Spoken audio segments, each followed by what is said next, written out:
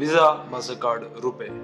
എന്താണ് ഇത് മൂന്നും തമ്മിലുള്ള വ്യത്യാസം? ഏതാണ് നിങ്ങൾക്ക് അനുയോജ്യമാവുന്നത്? അറിയാൻ വളരെ വിശദമായി. Welcome back to Wealth Wise. Okay, അപ്പൊ നമ്മൾ ഇന്ന് ആദ്യം പറഞ്ഞ പോലെ തന്നെ നമുക്ക് ആദ്യം മനസ്സിലാക്കാം എന്താണ് ഈ വിസ, മാസ്റ്റർകാർഡ്, റുപേ എന്ന്.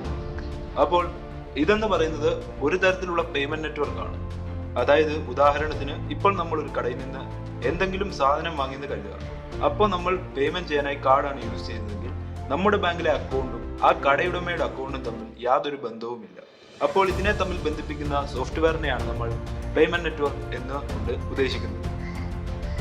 ഇനി നമുക്ക് ഇതിന്റെ ചരിത്രം ചർച്ച ചെയ്യാം. ആദ്യം തന്നെ നമുക്ക് വിസയിൽ നിന്ന് തുടങ്ങാം. വർഷം 1958 അമേരിക്കയിലെ കാലിഫോർണിയയിൽ പ്രവർത്തിക്കുന്ന ബാങ്ക് ഓഫ് അമേരിക്കയുടെ മനസ്സിൽ ഒരാശയം ഉണർന്നു. ഒരു ദീർഘചതുരാകൃതിയിലുള്ള കാർഡിൽ ആളുകൾക്ക് പണം സൂക്ഷിക്കാൻ കഴിയും. അത് ഒരു വലിയ നേട്ടമായിരിക്കും. അങ്ങനത്തെ ഒരു ആശയമാണ് ഇപ്പോൾ ബാങ്ക് ഓഫ് അമേരിക്കയുടെ മനസ്സിൽ. അങ്ങനെ ബാങ്ക് ഓഫ് അമേരിക്കയുടെ നേതൃത്വത്തിൽ 1958 ബാങ്ക് അമേരിക്കാർഡ് എന്ന പേരിൽ ലോകത്തിലെ തന്നെ ആദ്യത്തെ ക്രെഡിറ്റ് കാർഡ് രൂപം കൊള്ളുകയാണ്. പ്രതീക്ഷിച്ച പോലെ തന്നെ ബാങ്ക് അമേരിക്കാർഡ് കാട്ടുതീ പോലെ വളർന്നു. ഈ ഒരു വളർച്ചയിൽ അവർ ബാങ്ക് അമേരിക്കാർഡ് എന്ന പേര് മാറ്റി ഇന്ന് കാണുന്ന വിസ എന്ന പേര് ഒരു ബാങ്ക് എന്നതിന് പകരം പല ബാങ്കുകളുമായി സംയോജിച്ച് പ്രവർത്തിക്കാൻ തുടങ്ങി. അങ്ങനെ വർഷം 1966 വിസ അതിശക്തമായി മുന്നേറുന്നതിന്റെ ഇടയിൽ ചില ബാങ്കുകൾക്ക് ഒരു കമ്പനിയെ മാത്രം ഡിപെൻഡ് ചെയ്യുന്നതിനോട് താല്പര്യം ഉണ്ടായിരുന്നില്ല. ഈ ഒരു അവസരം മുതലെടുത്താണ് നമ്മുടെ ഇപ്പൊ കാണുന്ന മാസ്റ്റർ കാർഡ് കളം പിടിക്കുന്നത്. പിന്നീടുള്ള വർഷങ്ങളിൽ ഇവർ തമ്മിൽ ഡയറക്റ്റ് ആയിട്ട് മത്സരമായി. അങ്ങനെ ഇരിക്കെ 2000-കളിലാണ് നമ്മുടെ സർക്കാർ സ്വയം പര്യാപ്തമായ ഒരു പേയ്മെന്റ് നെറ്റ്വർക്കിനെ കുറിച്ച് ചിന്തിക്കുന്നത്. ഈ സമയം നമ്മുടെ രാജ്യത്തു നിന്ന് ഈ കാർഡുകൾ സ്വൈപ്പ് ചെയ്യുമ്പോൾ ഓരോ ട്രാൻസാക്ഷൻ ഫീയുടെ രൂപത്തിൽ നമ്മുടെ രാജ്യത്തിന് പുറത്തേക്ക് ഈ ക്യാഷുകൾ ഒഴുകുന്നുണ്ട്. അപ്പൊ ഇത് തടയാൻ വേണ്ടിയാണ് മെയിൻ ആയിട്ട് നമ്മുടെ സർക്കാർ ഈ റുപേ എന്ന് പറഞ്ഞ ആശയത്തെ മുന്നോട്ട് വയ്ക്കുന്നത്. അങ്ങനെ 2012 RBIയുടെയും NPCI അതായത് national payment corporation of India സഹായത്തോടെ ഇന്ന് നമ്മൾ കാണുന്ന റുപേ നിർമ്മിച്ചെടുക്കുകയാണ് നമ്മുടെ കേന്ദ്ര സർക്കാർ. ഇന്ത്യൻ റുപ്പി എന്ന പേരും പേയ്മെന്റ് എന്ന പേര് സംയോജിച്ച് നൽകിയ പേരാണ് റുപേ എന്ന് പറയുന്നത്.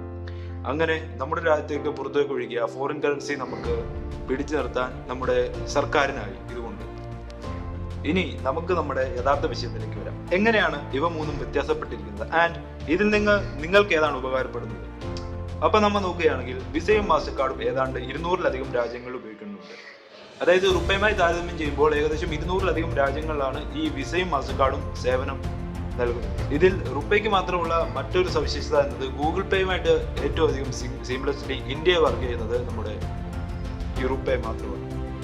ഓക്കെ, അപ്പൊ നിങ്ങൾ ഒരു ജൻധൻ ബാങ്ക് അക്കൗണ്ട് ഉണ്ടോ അല്ലെങ്കിൽ ഒരുപാട് UPI യൂസ് ചെയ്യാൻ താല്പര്യമുള്ളവരാണെങ്കിൽ നിങ്ങൾക്ക് അനുയോജ്യമായത് റുപ്പേ കാർഡായിരിക്കും. അതുമാത്രമല്ല റുപ്പേ കാർഡിന് മറ്റൊരു സവിശേഷത എന്ന് പറയുന്നത് നമ്മുടെ വിസയും മാസ്റ്റർ കാർഡിനെയും അപേക്ഷിച്ച് ട്രാൻസാക്ഷൻ ഫീ വളരെയധികം കുറവായിരിക്കും. അതുമാത്രമല്ല വാർഷികമായിട്ട് നമുക്കൊരു ആനുവൽ മെയിൻ്റെനൻസ് ഫീസ് വരുന്നുണ്ട്.